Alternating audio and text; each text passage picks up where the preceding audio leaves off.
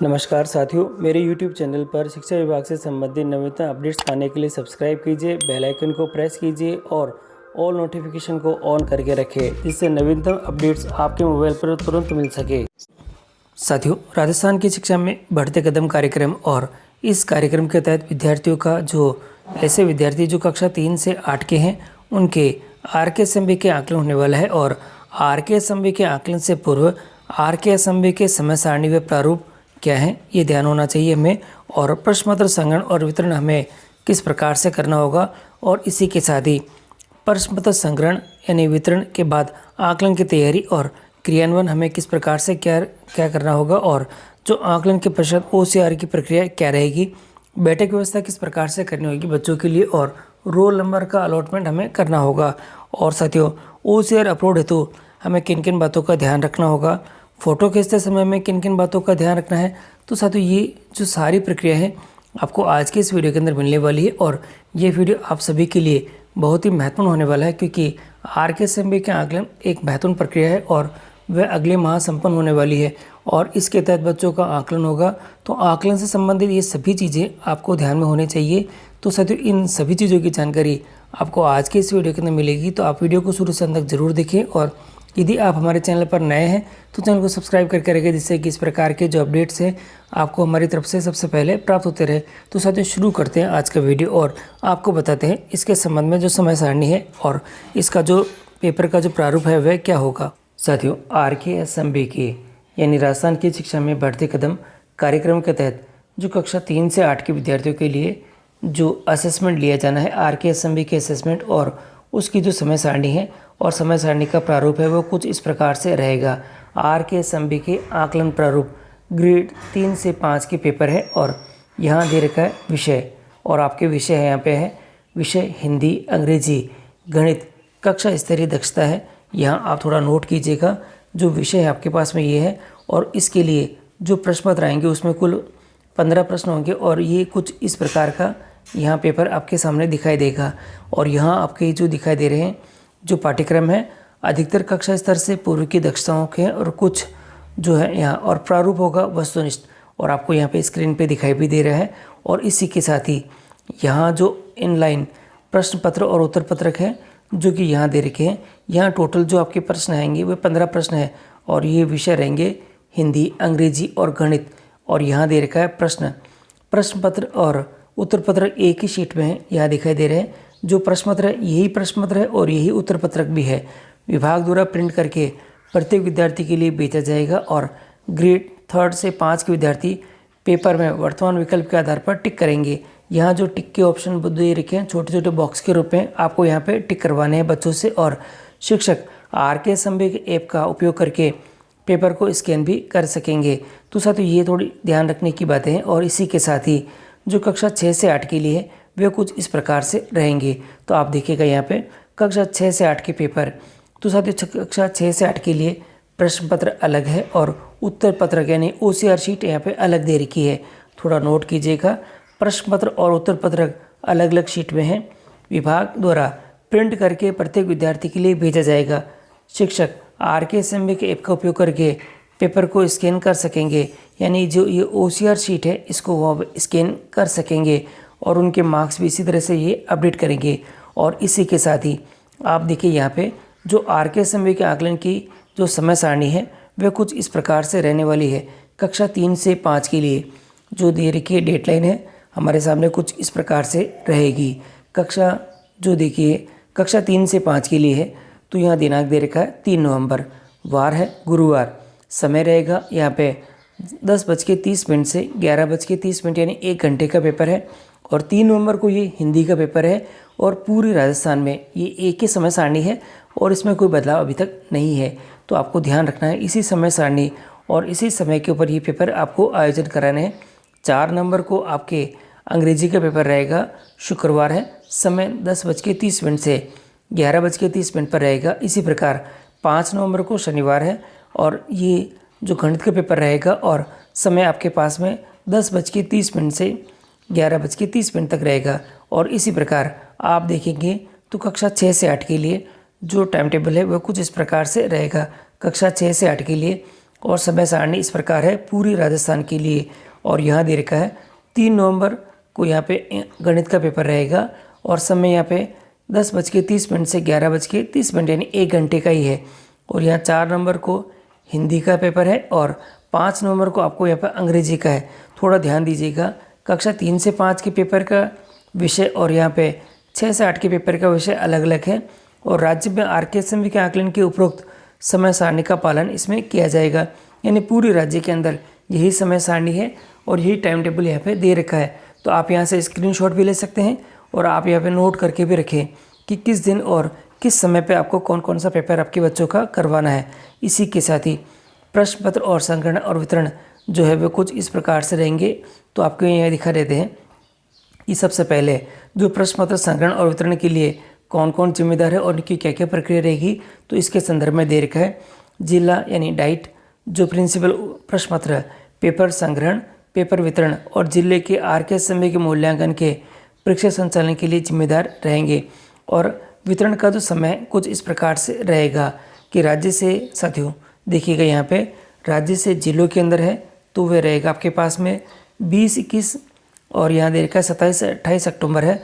और जिला संग्रहण केंद्र है डाइट प्रिंसिपल जो और +2 प्रभारी जो अधिकृत व्यक्ति हैं वह रहेंगे। और जिले से जो ब्लॉक में है वह 31 अक्टूबर को करेंगे और ब्लॉक नोडल सेंटर सीबीओ द्वारा चुना जाएगा संग्रहण केंद्र और सीबीओ इसके लिए अधिकृत व्यक्ति रहेगा। यहाँ दे रखा है अगला ब्लॉक से पंचायत और यहाँ दे रखा है इसके लिए जो दिनांक रहेगी पंचायत के लिए यहाँ पे 1 नवंबर का जो डेट लाइन दे रखी है। पीओ यूसीओ यहाँ पे संग्रहण केंद्र रहेंगे और यहाँ दे रखा अधिकृत व्यक्ति यहाँ पीओ और यूसीओ रहेंगे।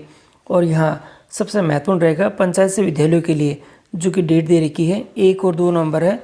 और संग्रहण केंद्र यहाँ पे रहेंगे विद्यालय हैं और यहाँ पे जो दे रखा आपके पास में प्रधानाध्यापक यहाँ पे अधिकृत व्यक्ति रहेंगे। तो साथियों संग्रह केंद्र ये दे रखे हैं, इनको थोड़ा ध्यान में रखते हुए और अधिकृत व्यक्ति कौन कौन होंगे इसके बारे में आप थोड़ा ध्यान रखिएगा। और पेपर का वितरण आपको कब किया जाएगा तो ये डेट्स दे रखी है।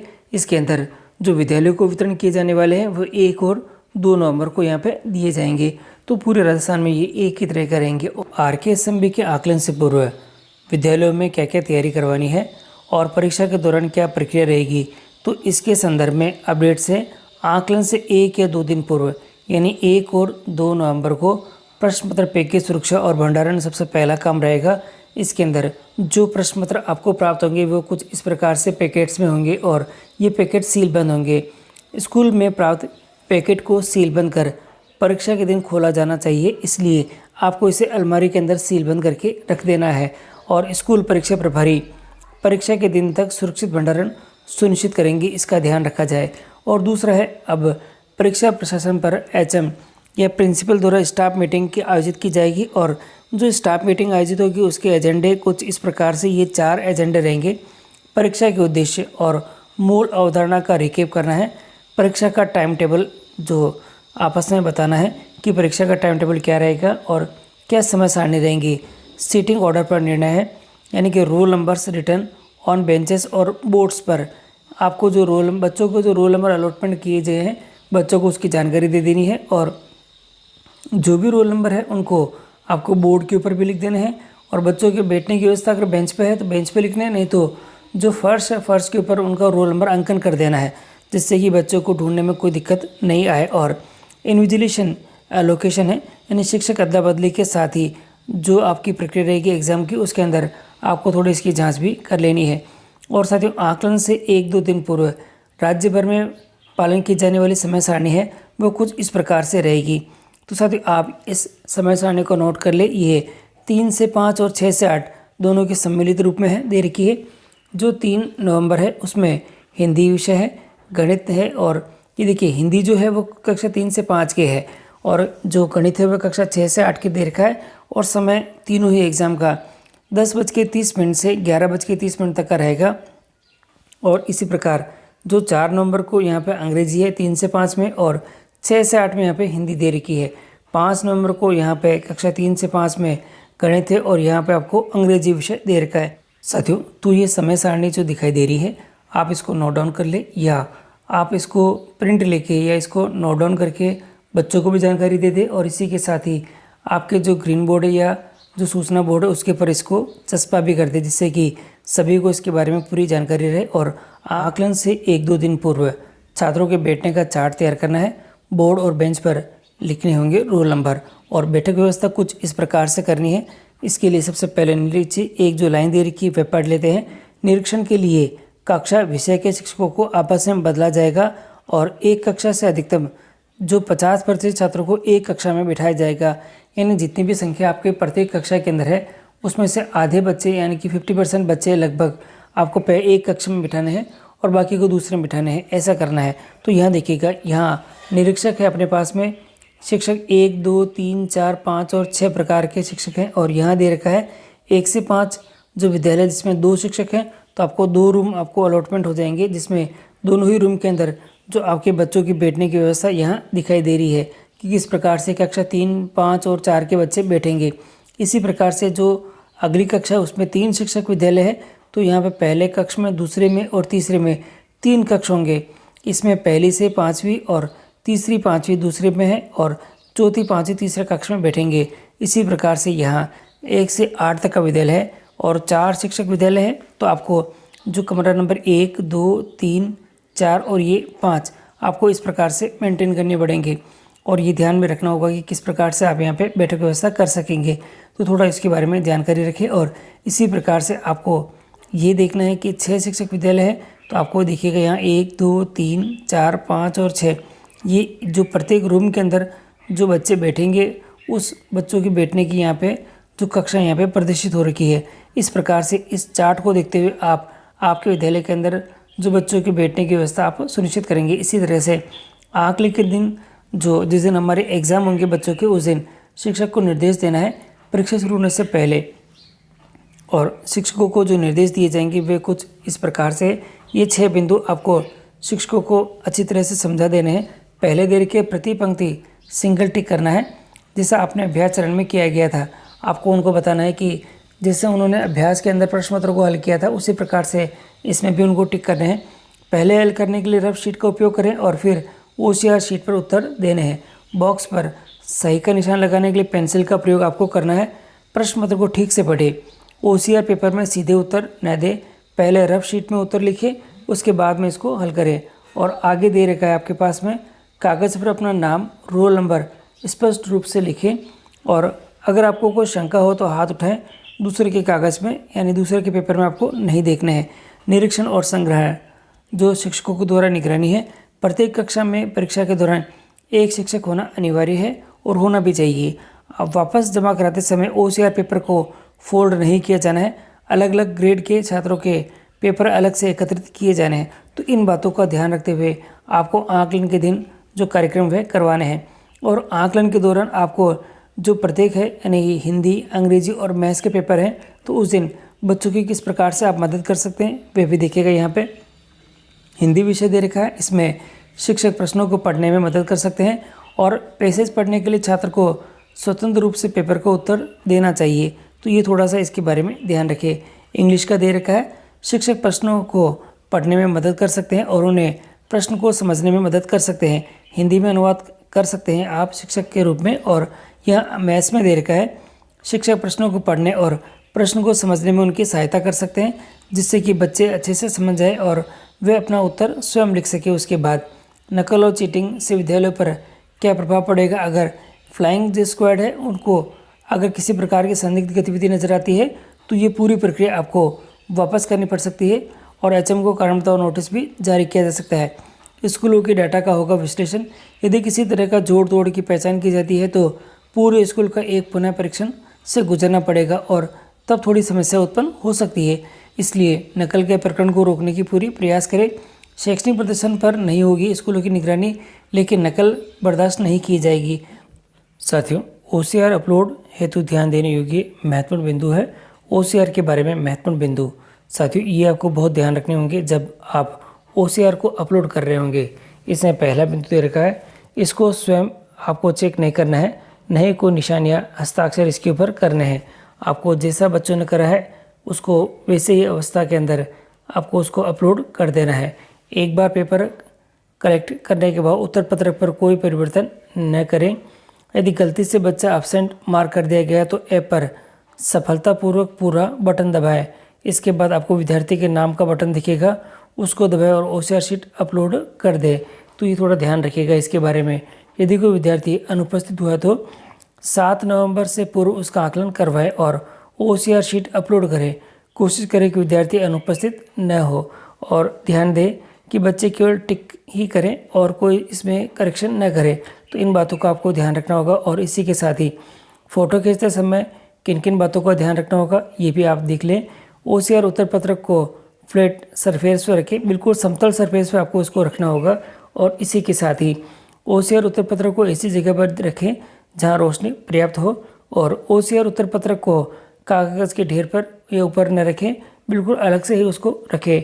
OCR उत्तर पत्रक को मोड़े नहीं, क्योंकि मोड़ने के बाद इसकी जो एक्यूरेसी है वह अपलोड होने में समस्या उत्पन्न करेगी। और यहाँ दे रखा है कैमरे को OCR उत्तर पत्रक के सामने रखें और झुकाए नहीं। फोटो में OCR उत्तर पत्रक के चारों कोने दिखाई देने चाहिए। सुनिश्चित करें कि क्लिक की गई OCR उत्तर पत्रक की फ़ोटो उसी कक्षा उसी विषय से संबंधित है जिसे ऐप से चुना गया है। और क्लिक की गई फ़ोटो धुंधली नहीं होनी चाहिए, स्पष्ट और साफ़ होनी चाहिए, इसका आप ध्यान रखें। और इन बातों को ध्यान रखते हुए आपको फ़ोटो अपलोड करनी है। और फ़ोटो खींचते समय आमतौर पर पाई जाने वाली त्रुटियां आप देख लें कि इस प्रकार की कंडीशन होगी तो आपका फ़ोटो अपलोड नहीं होगा। तो एक एक करके आप थोड़ा सा इनको देख लें। पहली अवस्था के अंदर है विद्यार्थी का फ़ोटो अपलोड। आपको विद्यार्थी का फ़ोटो अपलोड बिल्कुल भी नहीं करना है, थोड़ा सा आप ध्यान रखिए। और गलत कक्षा विषय की फ़ोटो भी आपको अपलोड नहीं करनी है। जो पुस्तक की फ़ोटो आपको अपलोड नहीं करनी है। दूर से फ़ोटो आपको बिल्कुल नहीं खींचनी है, बिल्कुल साफ स्पष्ट और नज़दीक से ही फ़ोटोज़ को लेनी है। धुंधली फ़ोटो अपलोड न करें। कागज़ के बंडल को एक साथ न रखें जिससे कि इसकी जो विजिबिलिटी है वह साफ नज़र न आए। तो ऐसा ध्यान रखें। इन बातों का ध्यान रखते हुए आपको साफ स्पष्ट फ़ोटो ही आपको अपलोड करने हैं। फ़ोटो खींचते समय आमतौर पर जो पाई जाने वाली त्रुटियां हैं वे कुछ इस प्रकार से है, ध्यान रखिएगा। उत्तर पत्रकों को स्वयं आपको बिल्कुल भी नहीं जांचना है, थोड़ा इसके बारे में ध्यान रखिए।